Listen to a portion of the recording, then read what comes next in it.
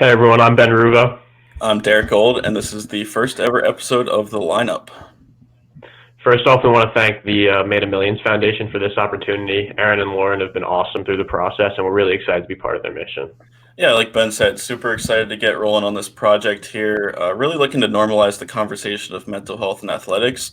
And for us two specifically, as college athletes, we feel we have a platform to use here, and just super excited to get rolling on this.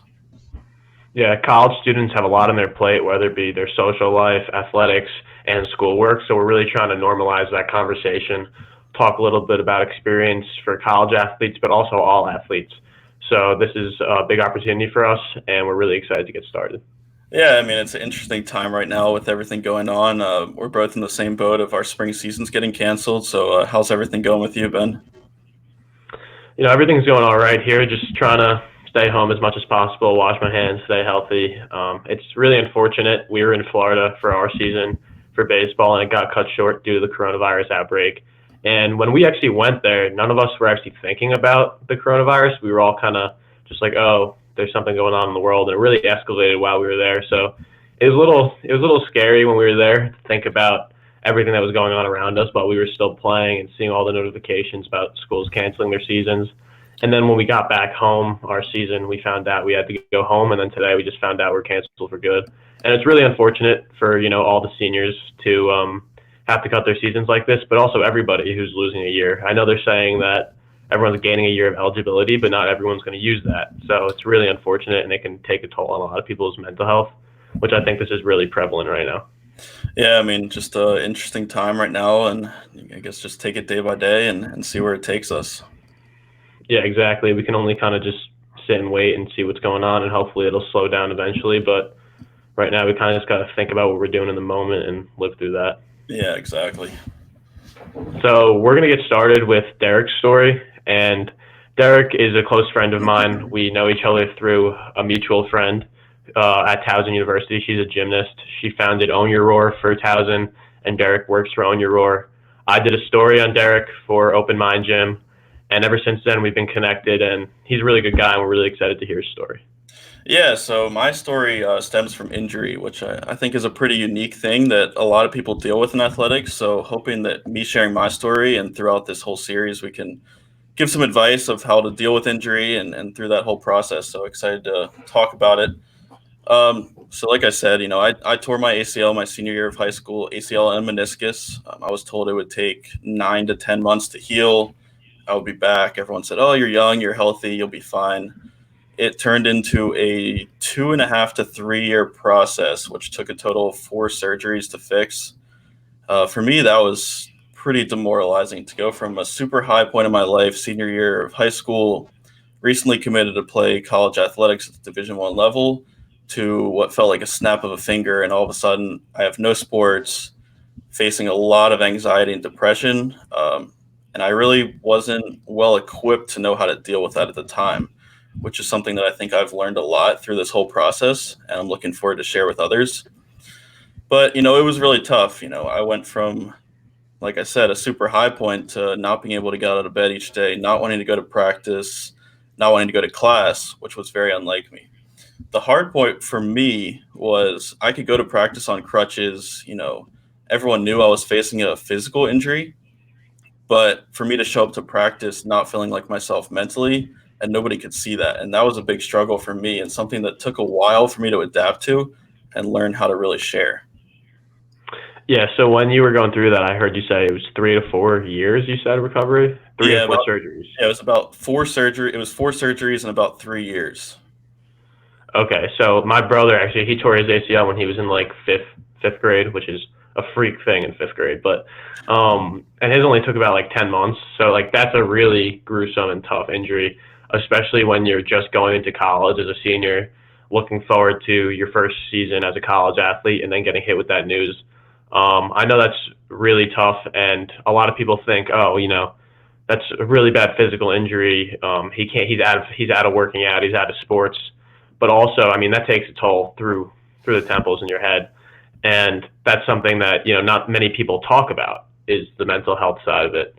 A lot of sports related injuries do impact your mental health because when you're out of your sport, you lose that sense of identity, right? We always talk about your self-worth, your purpose in life, and what you are. But when you're a college athlete, I know that it's tough for a lot of us to shy away from who we are as an athlete. For me, when people ask me, "Oh, who are you? What's going on? What's up?" I say, "Oh, I'm Ben Ruvo." "Oh, what do you do?" "Oh, I'm a baseball player." That's what Exactly. I associate myself with, a baseball player. So when you lose that sense of identity through an injury, it can really take a toll on your mental health, and I think that's what Derek's talking about here. And it's just really tough on an athlete when they lose that self-worth and identity. Yeah, I mean, it was just tough because everyone knew I was dealing with the surgeries and everyone knew I was struggling physically. So when I saw people, it was like, how's the knee? How's the leg? But it was never, how are you feeling? And like, I would say I never really felt like I wanted to share it with someone when I was struggling. I was pretty deep in a hole and kind of stayed to myself. But, occasionally you feel like you wish people did ask that. And I wish I could come out and say how I was feeling at the time outside of my physical health, as, also my mental health where I was struggling. Yeah, that's a big thing for injuries, but also just any mental health related issue. A lot of people will ask, just like, "Oh, how you doing in your sport," or whatever. But it's very important for friends to ask, "How are you feeling?" Because when you're going through a mental health crisis or something where you don't feel open to talk about it, a lot of times you're hoping somebody asks you how you're feeling because then you could let it out. But it's a Right. lot harder to let it out when you think nobody cares, and that's a Yeah. I big thing. mean, the also interesting part that I've learned from the whole thing is, once I did come out, I wrote my story like you shared on your site and got a lot of positive feedback. People saying, I'm dealing with something similar. But now it's to the point where, people say, how are you feeling? Because they know I was dealing with it.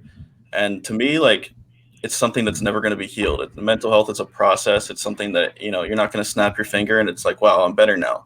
You have good days and you have bad days. And, it really is a process that you learn to deal with and learn to cope with through life. Yeah, it's a good point. It's a 5 and 5 issue. I always say that. Everyone says 1 in 5 people have a mental health issue or disorder, but it's really a 5 and 5 issue because mental health is on a spectrum. Everybody has a good day mentally, a bad day mentally. Everyone's on a spectrum with mental health where you are either in good shape, bad shape, somewhere in between in that spectrum. And that's a good point that you should always ask, how are you doing? How are you feeling? Because we need to remind ourselves every day that everyone's going through it and that you're not alone. Yeah, I think also, it's easy to go back and get help once you're struggling, but I think it's just as important to be well equipped with stuff before you start struggling. For me, it was injury. So obviously, I didn't know I was going to get hurt, but once I was hurt, I felt so just out of it. I didn't know what to do, how to react to what I was experiencing. And I feel like now my position to give back is to teach people how to be well equipped with strategies or techniques to deal with it once you're in that situation. So if you're prepared, I think it's a lot easier to cope with them rather than being reactive to what happened. Yeah, of course. And I know you mentioned strategies. What are those strategies that you've been using to help with your mental health through your injury and through life? For me, it's a lot of breathing. Breathing is one of the biggest things I do to kind of relax my body, calm if I'm in a stressful situation. Something I use on the playing field when I'm feeling good, and when I'm feeling bad in stressful situations. But for me, breathing is one of the greatest things that you could ever do for your body. I also enjoy music. Is very relaxing to me, and also talking about it. For me, it's writing. Writing is a way that I could get my feelings out. Like I said, I wrote my story that you shared, and for me that was a relaxing way to share what I was going through and also give back to others who were struggling. Yeah, it's a great point. Writing helps a lot. I used to journal a lot when I was going through my own crisis and my own mental health issues and journey when I was dealing with in the midst of my OCD. And through that, you can actually, when you're thinking about it in your head, you feel like it's a first person perspective. But then when you write it, you're also writing in first person, but you're reading it back third person. So it's almost like you can see different issues that are going on or you can realize different things from reading it rather than thinking about it in your head, which I think is a good point. And also another good point that I use a lot is meditation. Meditation is another way of breathing. It slows down your heart rate a little bit. It helps you relax, and it kind of just lets you focus on the moment. So that's another way of practice that I recommend personally. And I think that's a big part of this whole issue is, how do we, when we're in a point of crisis or we're in something like this, how do we get out of this? How do we relax? How do we calm ourselves down? And that's going to be a big part of what we talk about with our different guests throughout these podcasts. Yeah, exactly. I mean, everyone has their own thing that works for them, and there's no one single way to do it, and there's no one way that works for everybody. But learning how your body works and what works best for you is really how to get through it. Exactly. Do you want to talk a little bit about On Your Roar too? Yeah. So we touched on it briefly with Own Your Roar was an organization that we founded at Towson by a gymnast, Olivia Lubarski. So it started as really a platform, a group of kids through Towson who came together to talk about mental health issues, stuff they were facing, everything from high mental health struggles like depression, anxiety, to simple things like stress and anxiety and competition. It's like we said, it's a 5 and 5 issue. Everybody deals with something. It's something that everyone struggles in life. There's nobody who's immune to it. So, through Own Your Roar, we like to. The crucial thing for us is it's by student athletes for student athletes, and that's something that I think really makes it unique. It's one thing to listen to a doctor, and that works for some people, but it's another thing to listen to it from your peers and people who are going through the same thing as you. And we're really excited. We've been growing a lot. Olivia has helped launch similar programs at other schools like JMU, UCLA. So we see a growth there. This past fall, we rolled out a mentorship program that was actually fully funded by the athletic department. Basically, a curriculum that paired underclassmen with upperclassmen to kind of have a bit of a mentor mentee, like I said, where you have someone to connect with and talk with on a regular basis. And it was very successful, and we're looking forward to keep growing in the future. Yeah, that's awesome. We're partnered as Open Mind Gym. I'll discuss what we do a little bit. We're partnered with Live and Own Your Roar and their initiatives, and we help each other out, which is another way we're connected. Liv is awesome. She'll be on one of these episodes as a featured athlete probably within the next few months. She's done revolutionary work through the mental health field, and we're really excited to bring her on. And she kind of took, Derek under her wing for when she graduates, for Derek to, take over Own Your Roar a little bit on campus and kind of deal with going on campus when she graduates. So, I mean, I'm really looking forward to see what you guys do there. Yeah, super excited. I mean, Own Your Roar, I would say, has saved me a good amount in my college athletic career. Olivia kind of, I'd say, begged me to get into it. She was like, please come to a meeting. She read my story when I posted it. And I would say at first I was a little hesitant, to be honest.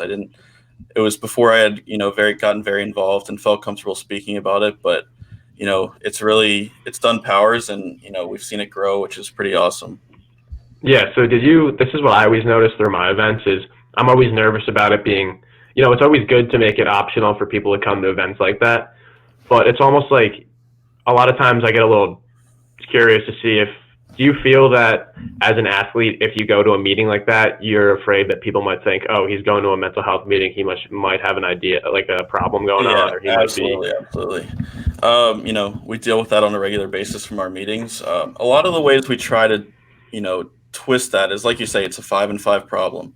Everybody struggles with something, and we talk about everything. It's, like I said, stress and competition, how to deal with adversity and competition, anything from that to more, mental health struggles like depression, anxiety, OCD, stuff like that. So we try to keep it very well rounded. This past fall, we brought in a motivational speaker to kick off the semester. So I'd say just try to keep it, as open as it is, not shutting it off to anything. And, in the end of the day, people are going to come because they're interested, and you can't force people to be there, but everyone who's there gives positive feedback. And, we've gotten pretty awesome response from it. Yeah, that's awesome, because I know that with my own events, I always make it optional, but it's also the fact that, by you coming, it doesn't mean that anybody's going to, judge you or make you feel, stigmatized or anything like that. It's kind of, it's a welcoming environment. I always say it's a safe space for people, but even in, it's a 5 and 5 issue. Everyone should come. Everyone should learn about mental health. Everybody could take notes and learn how to be a better you, so. Yeah, I think the interesting part is, we've seen, this stigma that people talk about. It's been kind of reduced, obviously still a lot of work to do, but when Own Your Roar first launched, meetings were very small, I'd say. And to the point where this past fall, we had a pretty big turnout for our first event. So, you see it grow, and that's the cool part in this all, is being involved and seeing, it grow to a bigger scale and see more people come out and share their experiences. And, that's the fun part of it. That's what you like to see, and that's the overall goal of everyone working in it. Yeah, of course. It's awesome. I mean, with our events too, it started off being a little more mandatory, and now it's optional. And we're still getting a pretty good turnout and a lot of people coming through our events. So it's really exciting to see, like, student athletes, but athletes in general taking care of their mental health and their own well-being. I mean, specifically this past year, you've seen so many athletes come out with it, talking about their stories, wanting to help people. So I think this is a really big step in the right direction. Yeah, I mean, it's the biggest trend in sports right now, I'd say. So it's interesting to see how it's gonna pan out. But I know you have a little bit of a different experience than I have. So I don't know if you want to share a little bit about your story. Yeah, of course. So mine is, yeah, it's a little different than Derek's. Mine wasn't from a physical injury. So I'm going to talk a little bit about my own story as we get started here, with my own biological well-being. So I have OCD, obsessive compulsive disorder. I have always been, everyone always says, oh, are you really clean? Are you neat? Do you keep your room really clean? Yeah, I do keep my room clean, but it's not because of OCD. It's not because of this disorder that I'm going through. OCD comes in different areas. There's one about contamination where you're super clean and you have a fear of germs and you have to wash your hands a lot. Yeah, that's true. That's definitely a theme that needs to be talked about, and it's a serious issue. But it's not everything about OCD. So that's a big misconception, and I'll get into my story. So I developed OCD when I was a freshman in high school. The onset of OCD varies. The most common is 18 to 25, but it could be anywhere from as a child to when you're older. So mine was probably when I was about 14 years old. I was with my girlfriend at the time, and she said something to me, and that just triggered a thought in my brain, and it's always a what-if thought. So these thoughts come and go. For most people, they come and they go. They go out of your brain right away. You don't really think anything of it. But for someone with OCD, an intrusive thought comes and it latches on, and you can't shake it. You have a fight or flight reaction. You think, what if this is true? What if this represents who I am? So that one thought latched onto me. I thought, okay, it's probably just weird. I'll probably be gone the next day. I woke up, was still there. Woke up the next day, was still there. Constantly going back and forth in my head, trying to tell myself why it wasn't true. And with someone with OCD, reasoning doesn't work. It just makes it come back stronger. So every day I would tell myself, oh, this isn't true. This isn't me because of this. And it came in different facets and it hit me at different angles. And it just kept on coming back stronger and stronger every day. So by sophomore year of high school, I was pretty much, depressed. I was depressed. I had depression with my OCD. I was anxious all the time. I woke up anxious. I went to school anxious. My brother would ask me, hey Ben, what's up? What are you gonna do today? I would just look at him, kind of just be like, I don't care. Why are you talking to me? Kind of. I was anxious. I was miserable. I was in my own head. I was deep in my head, obsessed with this one thought. And that's the dangers of what OCD does. It makes you think about one thing and you cannot think about anything else. So every other stressor in my life, I didn't care about besides that one obsession. So I was so hooked on this obsession that I didn't care about school. I didn't care about my family's relationships with myself. I didn't really care about my own well-being. I just cared about this one thought. My grades started going down. My athletic performance started dropping, and I was anxious 24/7. So by junior year, I was bedridden. I would sleep all day. I would skip school telling my parents I had a migraine. When I didn't have a migraine, I was just really anxious, and I just needed to sleep. So this was honestly rock bottom for me, to the point where my new girlfriend at this time, my junior year of high school, told me, okay, well, you need to get help. I'm going to tell your parents unless you tell them what's going on because you can't live like this. So eventually I sat down with my dad and I was sitting there and I just, started crying in his arm because I was in so much pain from this constant rumination and this cycle of thoughts going through my head.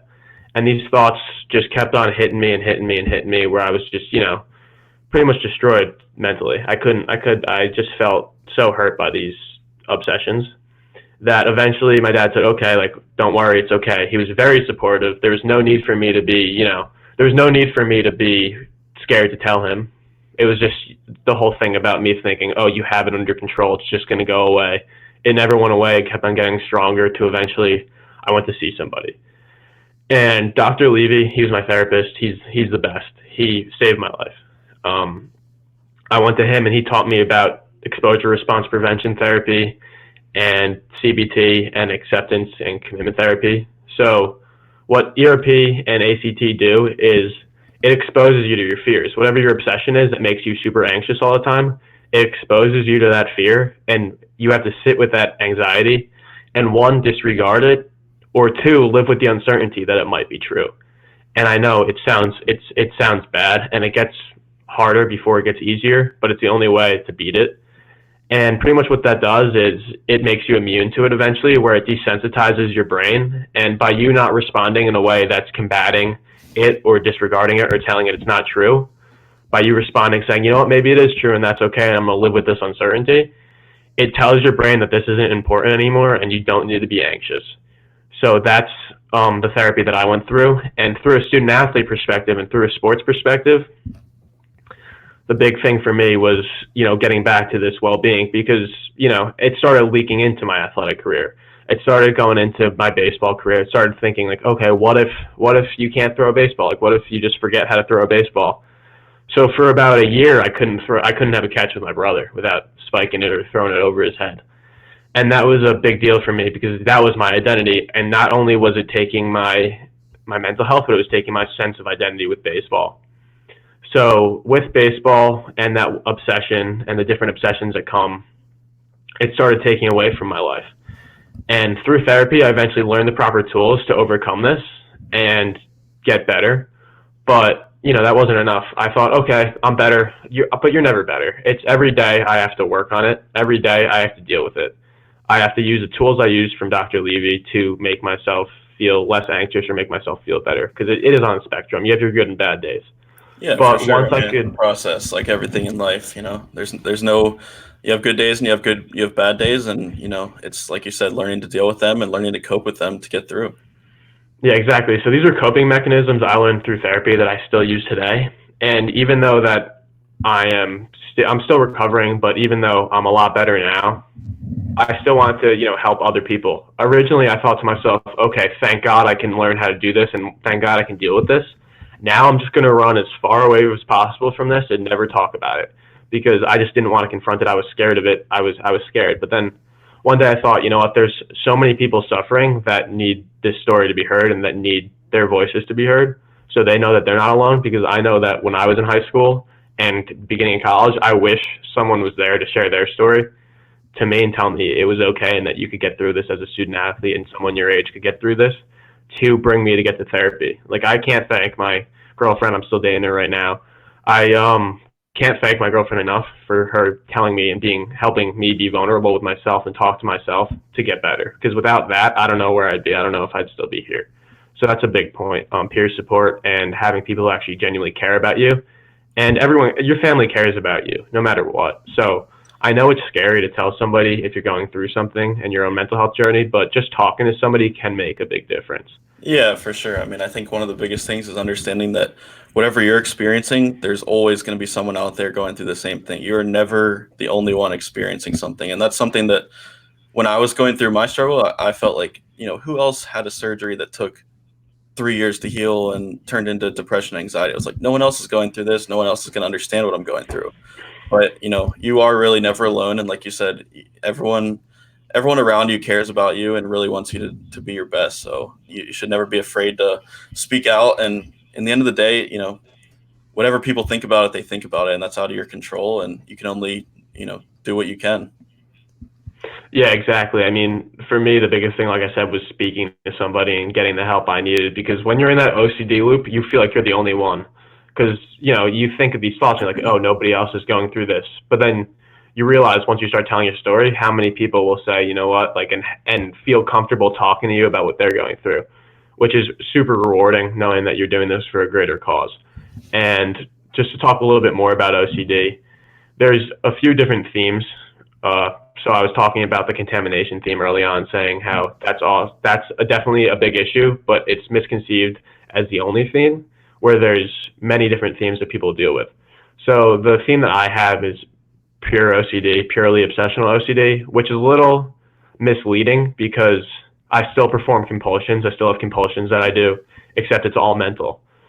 So a lot of mine have to deal with relationships with my girlfriend, relationships with my family, and a lot of it. I do have a little bit of some things with health too, but a lot of it's with relationships. So there's different types that you can go through. It either goes from a sexual, blasphemous, religious contamination, and deviant or violent thoughts. And a lot of people are really nervous to tell people about these things because they think that if they tell someone, that means it's true. And how will people look at me if I'm having these thoughts? Meanwhile, everyone gets fleeting thoughts that come and go, but for someone with OCD, like I said, it attaches to them and makes it feel like it's part of them. So that's a big deal with OCD that not a lot of people know. And the more people talk about it, the more normal it will be, where people are not afraid to go out and talk. So, I mean, it's a big issue for me. It's something that's near and dear to my heart, but I'm really happy that I talked to my girlfriend, talked to my therapist, got the help I needed, and now I can use this platform to discuss with other athletes what they're going through and, to normalize it and help people feel less alone. Yeah, I think one of the other important things you noted there is, the perception of coming out and saying you're struggling with someone. If you say you have depression, if you say you have anxiety, OCD, right now in society, there's a certain connotation that kind of comes with that people I think are very scared of. But like you said, the more we talk about it and the more you share your experiences and find out that, it's not one way, it's a spectrum, and everyone is somewhere on that spectrum, no matter what you think you are. Everyone struggles and everyone is somewhere on there. And, like you said, it's the more we talk about it, the more normal it'll become, and the more comfortable other people will be to come out and talk about it.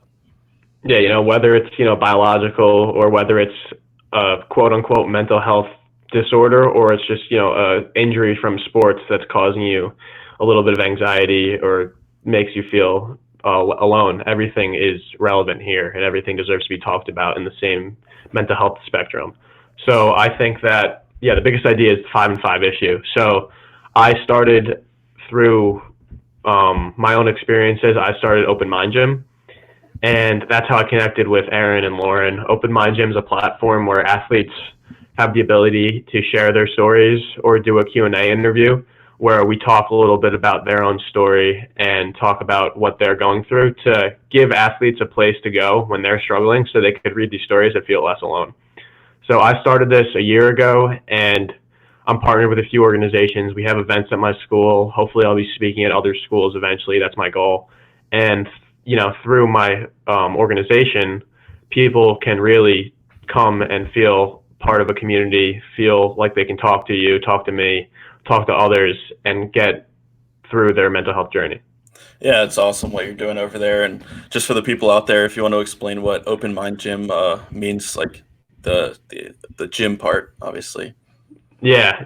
So that's it can get a little confusing. So my shirt here, it has here's a mic, but it has the 2 M's right here. And so those are a different color for a reason. They stand for mind over matter. And I know a lot of people think, that's a little misleading, mind over matter. What does that mean? Well, it just means we should be thinking about our mental health just as much as physical health, if not more, because everything from physical health and how you deal with that can go from your mental health, right? So you're dealing with an injury. Yeah, you're hurt, but it could also take just as big as a toll on your mental health. So we need to talk about mental health just as much as physical health.